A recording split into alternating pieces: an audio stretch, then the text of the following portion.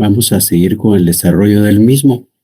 Solo antes queda el espacio por si alguien tiene alguna duda, alguna inquietud, algún comentario. Puede plantearlo ahora. Buenas tardes, licenciado. Buenas tardes.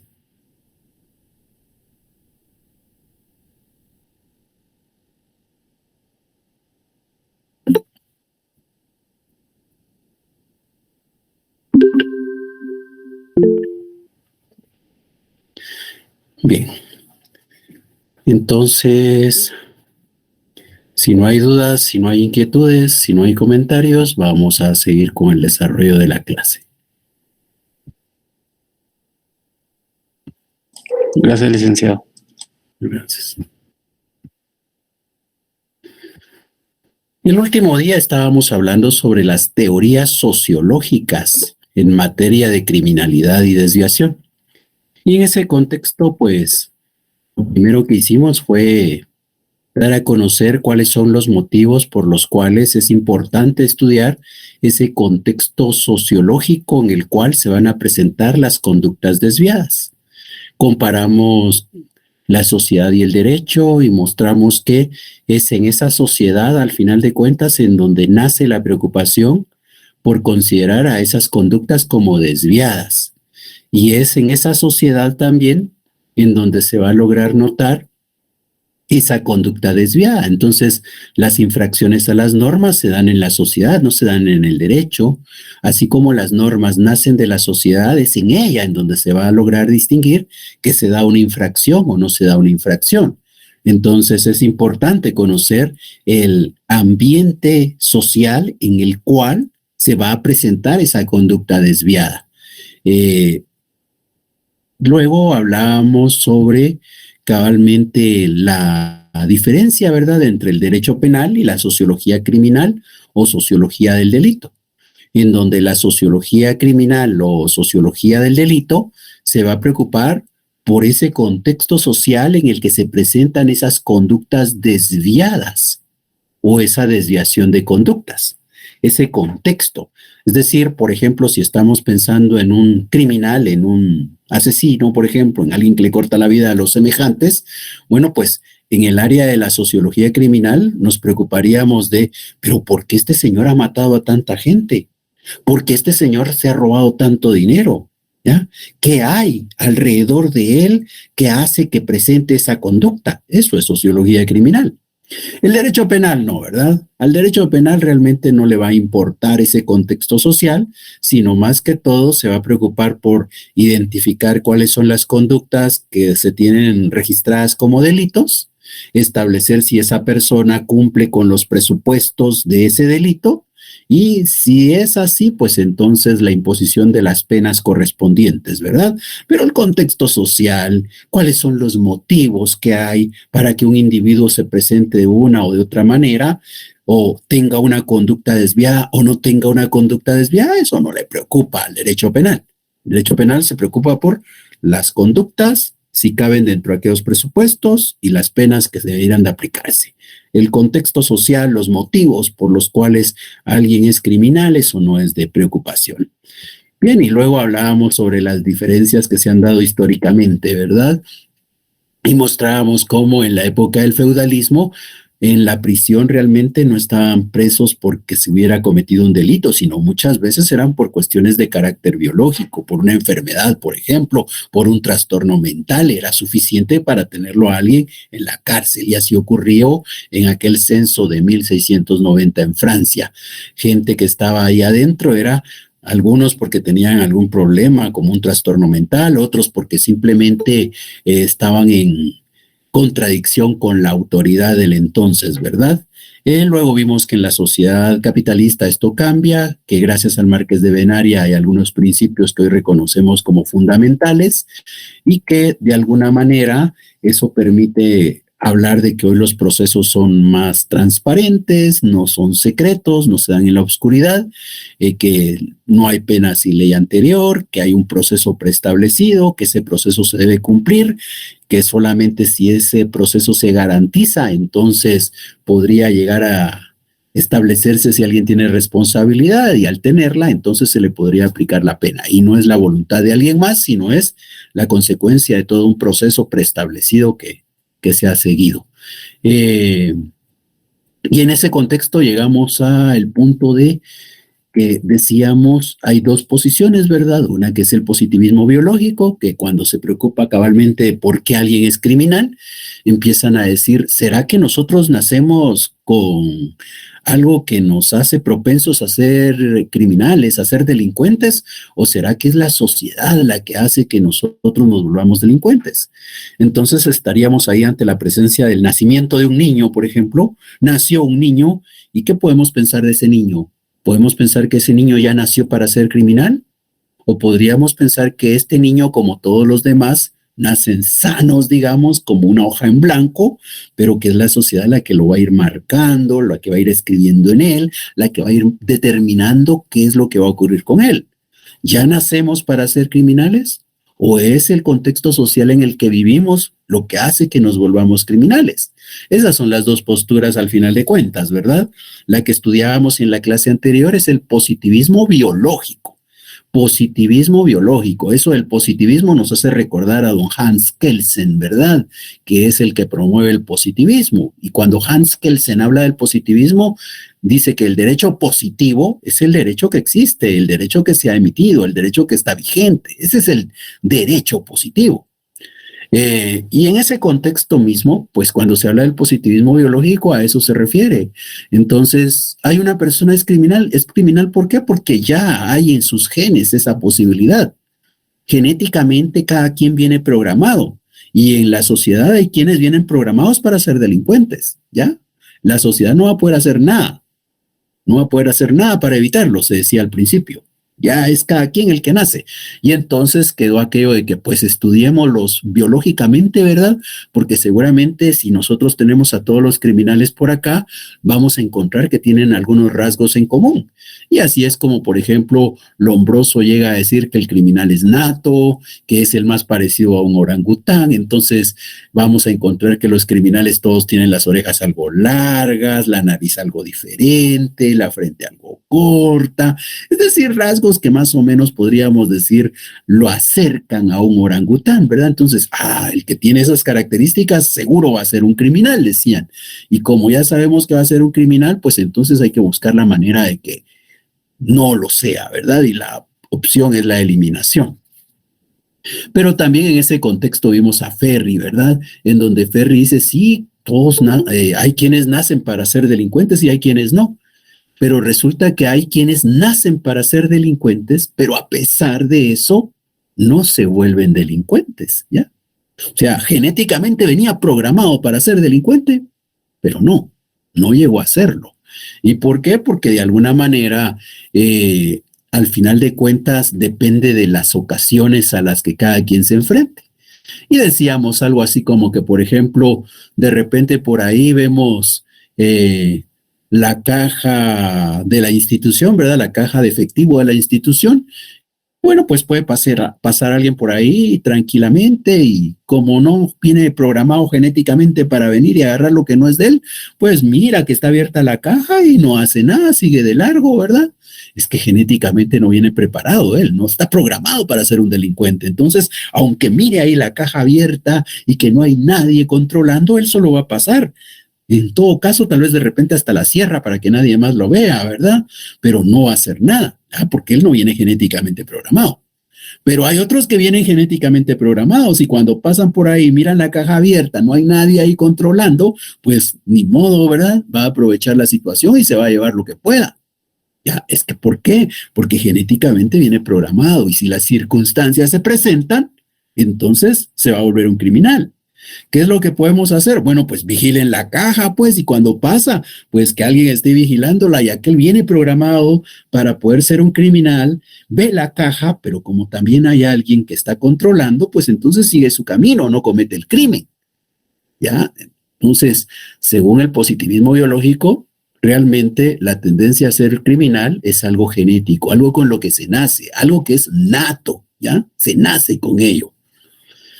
Y de alguna manera, entonces, si yo vengo programado genéticamente para ser delincuente, es posiblemente que mi padre también haya estado genéticamente preparado para eso y de repente mi padre pudo haber sido un criminal o mi hijo tal vez podría llegar a ser un criminal también. Entonces, en ese contexto, como esto es genético, ¿verdad? Lo normal sería que los hijos de los delincuentes sean delincuentes también. Y los nietos, pues también tendrían que ser delincuentes, ¿verdad? Porque esto es genético. Entonces, ahí hay que completar la herencia con el ambiente, dicen. Y en ese contexto, entonces, puede ser que venga preparado genéticamente, pero ¿qué es lo que hay que hacer? Evitar que se den las condiciones como para que él haga uso de eso para lo que viene preparado. Bueno, entonces, por eso es que ahí se está viendo prácticamente la tendencia a ser criminal como algo que se explica biológicamente. Y si se explica biológicamente, quiere decir que hay que tratarlo como ocurre con las enfermedades, ¿verdad? Como la medicina. Entonces, la medicina lo que busca es curar. Si alguien tiene tos, pues busca curar la tos. Si alguien tiene cáncer, busca curar el cáncer. Para eso es la medicina. Bueno, pues si alguien viene programado para ser delincuente, pues tenemos que curarlo, ¿verdad? Para que no se dé eso en la realidad social. Entonces hay que crear centros de curación para los criminales. Hay que curar a los criminales para que una vez sanos, entonces puedan incorporarse a la sociedad. Así hay que buscar disminuir entonces la cantidad de delitos. Así se piensa en el positivismo biológico. Seguramente ustedes habrán escuchado que allá en Estados Unidos, por ejemplo, hay quienes piensan cuando ven a los distintos grupos sociales, ¿verdad? Sobre todo en el aspecto racial, y dicen, ay, los negros, un barrio de negros es un barrio peligroso, es un barrio de delincuentes, ¿verdad? Todo el mundo cree que un barrio de negros es un barrio de delincuentes. ¿Y por qué? ¿Por qué ser negro es ya sinónimo de delincuencia allá? Justamente por una posición como esta del positivismo biológico. Entonces, como obviamente el negrito se parece más al mono que el blanquito, ¿verdad? Entonces es el negrito el que podría ser delincuente y no el blanquito. En ese contexto, eso es lo que está ocurriendo. Se piensa que biológicamente. Igual, en ese mismo sentido, por ejemplo, como siempre se consideran factores biológicos, se dice, ay, no, y eso valía aquí en Guatemala hasta antes de que gobernara el Partido Patriota, ¿verdad?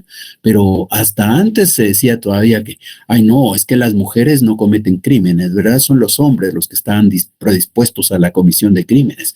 Entonces decían, bueno, pues la verdad es que el que gobierna no debiera ser un hombre, debiera ser una mujer, porque las mujeres sí buscan que se cumpla la ley, son más responsables. Así se pensaba, ¿verdad? Es una cuestión genética. Entonces viene con los hombres, pero no viene con las mujeres. Si se nace hombre, hay más propensión a ser criminal que si se nace mujer. Ya la historia nos muestra que también las mujeres participan del crimen, ¿verdad? Y que no es una cuestión de género. Al final de cuentas, las oportunidades se dan para ambos géneros, para ambos sexos. Entonces, pero son ejemplos de positivismo biológico. Estar diciendo que las mujeres no, que los hombres sí, estar pensando que las personas de piel morena son criminales, los otros no, o generalizar de que nosotros los latinos somos más propensos al delinquir que las personas propias del lugar de los Estados Unidos. Bueno, cuestiones así están basadas en un positivismo biológico. Bueno, pues ahora hablemos de la otra posición. La otra posición se conoce como el positivismo social. ¿Y qué pasa en el positivismo social? Bueno, en el positivismo social lo que vamos a tener es, primero, que el crimen se ve como un hecho social, ¿ya? Es algo que ocurre en la sociedad. Si es algo que ocurre en la sociedad, quiere decir que no está dentro de nosotros. El crimen está allá afuera de nosotros. Nosotros sabemos que el derecho, por ejemplo, hemos dicho que lo que busca es regular la conducta externa, ¿verdad? Que piense, que sienta, que cree, que sueña, que fantasía tenga, eso no importa. Alguien puede tener la fantasía de entrarse al Banco Central y llevarse cuanta bolsa de dinero pueda. Eso es fantasía. Puede ser que todas las noches sueña con eso, pero eso no va a volverlo un criminal, ¿verdad? ¿Por qué? Porque el crimen no hay que buscarlo en el pensamiento, no hay que buscarlo en el interior del individuo. El crimen hay que entender que se da allá afuera, en la sociedad. fuera de los individuos, en las relaciones sociales. Ahí es donde se da el crimen. Entonces, si el crimen se da en la sociedad, podríamos entenderlo como un mal, pero no un mal del individuo, sino como un mal de la sociedad, ¿ya? Es un síntoma de un malestar que hay en la sociedad. Estamos buscando ahora la causa no en el individuo, no en los genes de la persona, sino en la sociedad. El crimen es un hecho social, es un síntoma de un malestar que se da en la sociedad. Y ahí tenemos a Tarde y a Durkheim. ¿Y qué dice Tarde? Bueno, pues Tarde dice que las causas sociales son las que deben de valer para considerar la conducta desviada. ¿Y qué hay dentro de las causas sociales? Pues Tarde dice que muchos de los delincuentes lo hacen por imitación, porque al final de cuentas nosotros en la sociedad vinimos y no sabemos nada, ¿verdad? Por ejemplo, cuando nacimos no sabíamos fumar, no sabíamos beber bebidas alcohólicas, no sabíamos nada, ni de lo bueno ni de lo malo, no sabíamos, ¿ya? Ahora, ¿qué es lo que pasó? Pues nosotros veníamos sin ningún conocimiento cuando nacemos, cuando nos llevan allá a la casa, envueltos en una frazadita, cuando nos cambian periódicamente el pañal, no sabemos nada, ni de lo bueno ni de lo malo. ¿Qué es lo que va a ocurrir? Pues lo que va a ocurrir es que nosotros ahí de bebitos poco a poco fuimos aprendiendo. Fuimos aprendiendo, por ejemplo, el idioma, el vocabulario, la forma de comunicarnos. Entonces resulta que dependiendo del ambiente en que haya nacido, así es mi vocabulario, ¿verdad? Si yo nací en una familia en donde su formación es relativamente pobre, por ejemplo, su vocabulario es escaso, el uso de las palabras antisonantes es común, pues así es como yo me voy formando, esas son las palabras que voy utilizando. Si yo nazco en un ambiente bastante refinado, en donde las palabras son, diría alguien, rebuscadas, pues esas son las palabras con las que voy a aprender a hablar. Es decir, todo lo vamos aprendiendo. Eh, por ahí, por ejemplo, podemos ver que familias que están prácticamente marginadas por esta sociedad, que no tienen cómo alimentar a sus hijos, pues lo que hacen incluso es darles agua en la pachita, ¿verdad? Agua con azúcar o café incluso. Pues ni modo, eso es lo que van aprendiendo a tomar. Mientras que por ahí puede ser que haya una familia acomodada donde se dan lechita todos los días en la pachita, en donde el niño no toma café, en donde el niño no consume gaseosas, por ejemplo, y así es como lo van formando. Todo lo vamos tomando nosotros de nuestro alrededor. Y en ese contexto también va a ocurrir esto con la conducta criminal. Nosotros vamos a ir aprendiendo de lo que hay alrededor. Entonces, si yo nazco en una familia en donde papá y mamá son delincuentes, no es de que genéticamente venga ya conmigo y como yo soy hijo de aquellos dos delincuentes, yo también seré delincuente. No, lo que ocurre es que yo nací bien. Yo nací sin el mal ni el bien en mí, yo nací puro, pero como ese es el ejemplo que estoy recibiendo de papá y mamá, pues ahí es donde voy. Es algo como que, como ella es alcohólica, él es alcohólico, entonces de plano que en tu sangre ya viene el alcohol. No, yo de ver que esa es la práctica normal, para mí eso es lo normal, entonces yo también consumiré bebidas alcohólicas. Entonces, todo es por imitación. Y lo mismo va a ocurrir con los delitos. Por eso los delitos no son los mismos para todos. Dependiendo de la clase social a la que pertenezca, así podría tener yo un delito u otro. Si yo vivo en la pobreza, pues normalmente lo que voy a encontrar ahí alrededor mío puede ser que sean, por ejemplo, personas que podrían robar o hurtar, ¿ya? Y entonces esos son los delitos a los que yo voy y me voy a ir inclinando. Pero si yo pertenezco, por ejemplo, a una familia en donde papá y mamá son empresarios, bueno, pues ellos tal vez no se dediquen al hurto o al robo con la violencia normal que puede ocurrir en las calles, ¿verdad? Pero sí puede ser que se inclinen, por ejemplo, por la evasión de impuestos, que se orienten a delitos de los que se consideran de cuello blanco. Y entonces esos son los delitos que voy a ir aprendiendo. cada quien, dependiendo de la clase social a la que pertenezca, pues va a tener prácticamente sus propias conductas delictivas, sus propios delitos. La clase social va a ir incidiendo. Esto lo critica Lombroso, ¿verdad? Porque Lombroso, como ya vimos, Lombroso es del otro lado. Entonces Lombroso dice, no, no, no. Si aquellos dos papás son delincuentes de cuello blanco, pues el hijo también, pero no es porque él les aprenda por imitación, no, es porque ya nació, en su sangre viene eso. Si aquellos dos son hijos de ladrones, entonces también van a ser ladrones, ¿verdad? ¿Por qué? Porque genéticamente vienen preparados para eso, dice Lombroso. Y el positivismo social con tarde está diciendo, no, no, ellos no es que lo traigan en la sangre, es que lo están aprendiendo porque están viendo lo de sus padres.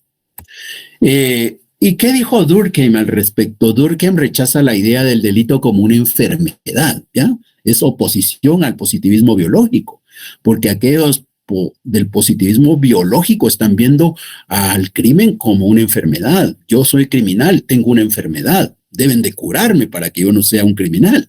Entonces Durkheim dice, no es que el delito deba entenderse como una enfermedad y la pena como un remedio, no. Aquí la herencia solo transmite facultades generales, ¿ya? O sea, efectivamente, el hijo genéticamente viene con una herencia de parte de los padres, pero esa herencia no es a tal punto que le dice a qué tiene que dedicarse, ¿ya?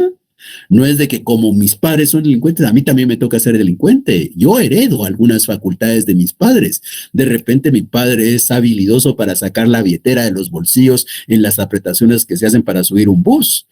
Pues tiene la habilidad para mover los dedos y extraer la billetera. De repente mi madre también hace lo mismo con facilidad. Pues entonces ambos tienen la habilidad para mover las manos, pero no quiere decir que yo voy a heredar la habilidad. ¿Yo qué voy a heredar? Voy a heredar la habilidad de mover las manos así también, pero no quiere decir que necesariamente las tengo que usar para sustraer una billetera, por ejemplo. Puedo usar esa misma habilidad, por ejemplo, para escribir o para tocar un instrumento musical, ¿verdad? Entonces, dice Durkheim, viene algo hereditario ahí, pero lo que se está recibiendo son las facultades generales, no la aptitud para el crimen. Eso es otra cosa. En ese mismo contexto, entonces, podemos identificar que hay fundamentalmente 4 teorías en este positivismo social. 4 teorías que se debe de entender de manera independiente cada una. La primera teoría es la teoría del conflicto cultural. La teoría del conflicto cultural. Ahora, entonces dice esta teoría que hay personas que se vuelven criminales porque entran en conflicto con la cultura. Ahora, ¿por qué podemos entrar en conflicto con la cultura? Se recuerdan que ya antes hemos dicho que nosotros nacemos en un medio cultural. En ese medio cultural vamos aprendiendo nuestras normas, pero resulta que hay personas que por diversas razones tienen que abandonar su medio cultural y tienen que trasladarse a otra sociedad, a otro contexto, en otro ambiente cultural. Veamos un ejemplo. Los guatemaltecos estamos acá, tenemos un ambiente cultural determinado, sabemos en qué ambiente nacimos, sabemos qué podemos esperar de nuestros semejantes, tenemos un conjunto de normas, tenemos una cultura acá en Guatemala. Pero resulta que por diversas razones hay quienes se ven forzados a migrar y hay algunos que se fueron a establecer allá en los Estados Unidos. Bueno, allá en los Estados Unidos el ambiente cultural es diferente. La cultura es distinta a la de nosotros. Allá es distinta la cultura. Bueno, pero esta persona que va de aquí de Guatemala va con la cultura guatemalteca. Y cuando se establece en los Estados Unidos, se da cuenta que allá el mundo es distinto. Entonces, ¿qué es lo que va a vivir esta persona? Va a vivir un conflicto con aquella cultura. Y el conflicto que está viviendo es lo que hace que parezca un criminal. Porque él dice, pues yo estoy acostumbrado a comportarme de esta manera, pero allá dice, pero esto no es normal, esta es una conducta desviada acá, esta es una conducta desviada, entonces tiene una tendencia a ser criminal, nos damos cuenta. Entonces, la conducta desviada es consecuencia de que ha entrado en conflicto culturalmente allá en los Estados Unidos. Veamos un ejemplo más concreto.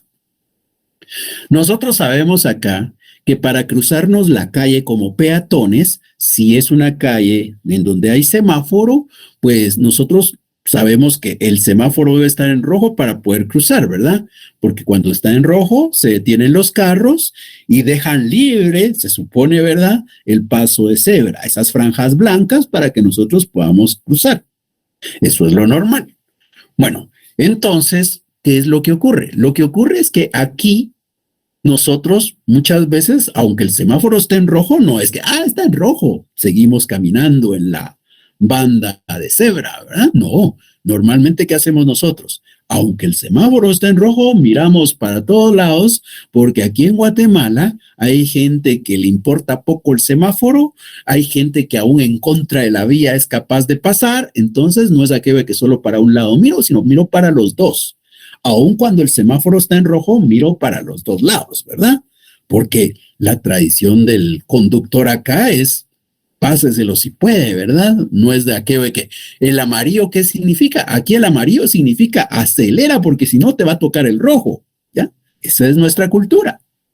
Ahora, si vamos a los Estados Unidos, resulta que allá en Estados Unidos la cultura es diferente. Allá las normas lo que implican es que si vas conduciendo y hay un peatón, pues el peatón tiene el derecho de paso, ¿verdad? Y entonces paras y pasa el peatón tranquilamente y hasta que él ha pasado, entonces seguimos avanzando. Si el semáforo está en amarillo, es precaución y entonces como es precaución me tengo que detener, no avanzar lo más rápido que pueda, ¿ya? Pero entonces si culturalmente hay diferencias, yo estoy acostumbrado aquí a conducir y a pasarme el amarillo lo más rápido que pueda para que no me capture el rojo. Cuando voy allá a los Estados Unidos y veo el amarillo, voy a querer hacer lo que hago acá. Pero resulta que allá eso ya no es permitido, eso ya es una conducta desviada. ¿Y cometo la conducta desviada porque quiero ser un delincuente allá en los Estados Unidos? No, la cometo porque simplemente mis elementos culturales entran en contradicción con la cultura que ellos tienen allá. Entonces, eso es lo que explica la teoría del conflicto cultural. La teoría del conflicto cultural lo que nos está diciendo es que las personas, como están moviéndose, están migrando, entonces eso hace que frecuentemente se ubiquen en ambientes en donde la cultura es distinta. Y ese choque de culturas entre la que él lleva y la que hay en el lugar es lo que hace que se presenten las conductas desviadas. Eso es lo que dice la teoría del conflicto cultural. Nos damos cuenta. Aquí se está diciendo otra vez, si alguien tiene conductas desviadas, no es porque lo traiga en su sangre, no es porque lo traiga en sus genes, no, es porque socialmente se dio un conflicto entre lo que él socialmente trae, porque así fue formado, y la nueva sociedad en la que está, que es distinta, y eso es lo que hace que se presenten las conductas desviadas. Otra teoría es la teoría de la asociación diferencial. La teoría de la asociación diferencial lo que nos dice es que las conductas son aprendidas, ¿ya? Las conductas son aprendidas. Así como podemos aprender cosas buenas, podemos aprender cosas malas. Y entonces, eso es lo que hace que alguien se vuelva criminal. No es que nazca siendo criminal, no es que venga en sus genes, no es que esté en su sangre, simplemente son las conductas que aprende. Ahora, ¿dónde podemos aprender conductas? Podemos aprender conductas en casa. Y eso hace que si aprendo conductas criminales de mis padres criminales, yo sea criminal. Pero nosotros no solo estamos expuestos a aprender en casa, aprendemos con nuestros vecinos, nuestros amigos, ¿verdad? Por ahí hay un dicho que dice, el que anda en la miel algo se le pega, ¿verdad? O dime con quién andas y te diré quién eres. ¿Eso qué quiere decir? No solo es en casa en donde nos formamos en todos los ambientes, nos formamos en la escuela, nos formamos en el vecindario, nos formamos en todo el ambiente, en toda esfera en donde tengamos participación. Por eso es que en cualquiera de esos ambientes podemos aprender. Probablemente a muchos, por ejemplo, no fue en casa en donde les dijeron, aprende a tomarte una cervecita, apréndete a usar el cigarrillo. No, ¿verdad? Eso fue en los grupos sociales distintos a la familia. Ahí fuimos aprendiendo esas conductas desviadas. Entonces, las conductas se aprenden, no solo en la familia, se aprenden en cualquier lado. Y esas conductas desviadas también se aprenden. Entonces, la teoría de la asociación diferencial lo que dice es que las conductas desviadas son aprendidas por cada quien en los ambientes en que participa. La otra teoría es la de la desorganización social. La teoría de la desorganización social. ¿Qué pasa con la teoría de la desorganización social? En esta teoría, lo que se considera es que al final de cuentas nosotros decidimos crear la sociedad. ¿Por qué decidimos crear la sociedad? Nosotros hemos creado la sociedad porque esperamos que con la sociedad logremos vivir mejor, logremos cubrir de mejor manera nuestras necesidades. Nosotros podríamos vivir cada quien por su lado en el mundo, ¿verdad? Aislados. Pero si cada quien viviera aislado, quiere decir que cada quien tendría que producir sus alimentos, su vestuario y cuánto bien tiene. Y definitivamente eso no se puede, ¿verdad? Entonces, ¿qué es lo que hemos hecho? Hemos encontrado que juntarnos y cada quien especializarse en algo hace que seamos mejores, hace que logremos cubrir de mejor manera nuestras necesidades. Creemos que la organización de la sociedad lo que busca es el fortalecimiento de cada uno de nosotros, el desarrollo integral de cada uno de sus individuos. Para eso creamos la sociedad. Si no, mejor siguiéramos solos, ¿verdad? Bueno, pero el problema es que aun cuando la sociedad se creó para que todos estemos mejor, muchas veces esa organización no está bien. Eso está desorganizado. Y como está desorganizado, entonces no se logra atender plenamente las necesidades de todos. Y como no se logra atender bien las necesidades de todos, entonces aquellos que no logran obtener los satisfactores tienen que presentar conductas desviadas. Dicho de otra manera, imaginémonos que estamos en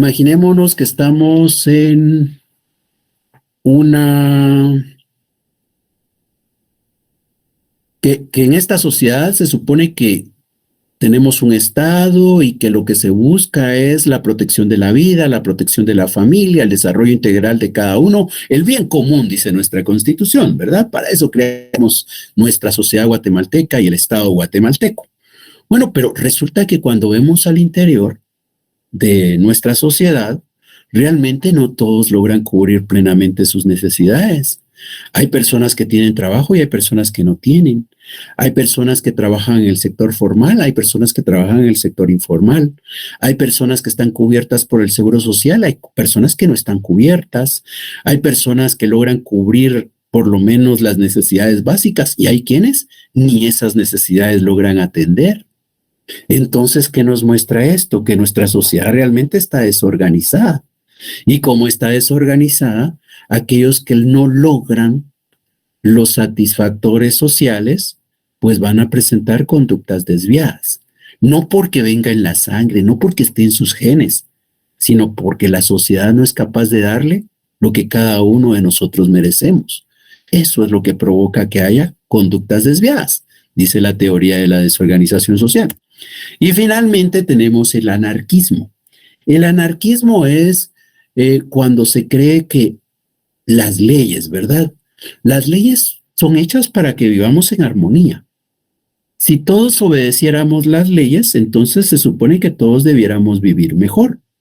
Y dentro de ese marco de las leyes tenemos un Estado que controla, de verdad, un Estado que ejerce el poder para poder de alguna manera asegurar esa armonía.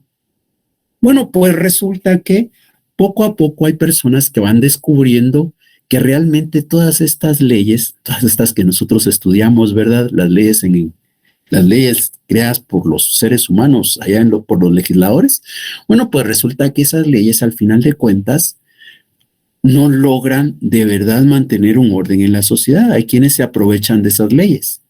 Y como hay quienes se aprovechan de las leyes, entonces hay otro grupo de personas que empiezan a decir, realmente no debieran respetarse las leyes. No deberán respetarse las leyes porque estas no están para servir a todos por igual. Hay quienes están aprovechando de ellas y obviamente hay quienes quedan perjudicados con el cumplimiento de las leyes. Entonces, ¿qué es lo que hay que provocar?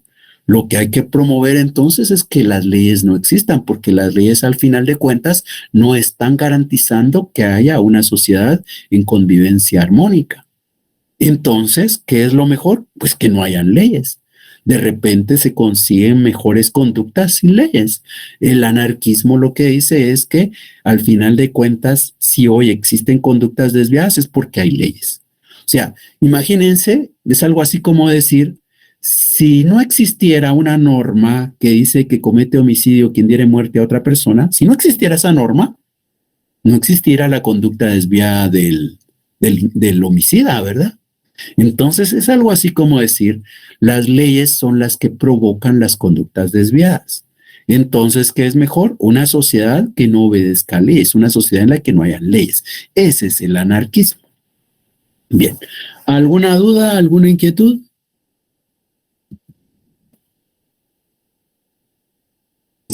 Mi parte todo bien. Gracias. Gracias. Todo bien, Lick. Gracias. Bien, entonces con esto estamos concluyendo el contenido del curso y hasta acá es donde vendría el examen final. El examen final solamente viene de donde tomamos como título Derecho Internacional hasta lo que hoy hemos visto. Entonces, si no hay dudas, yo les agradezco la atención. Espero que haya contribuido en algo a la formación de cada uno. Que nos sigamos viendo más adelante. Quedo a la orden. Muchas gracias por su atención y estaríamos reuniéndonos nuevamente el día del examen final. El examen final será por Moodle y ahí estaremos atentos para atender cualquier eventualidad que pueda presentarse. Si no hay más, entonces muchas gracias por su atención, se cuidan y estaríamos en la próxima reunión de la clase. Muchas gracias. Muchas gracias. Gracias, licenciado.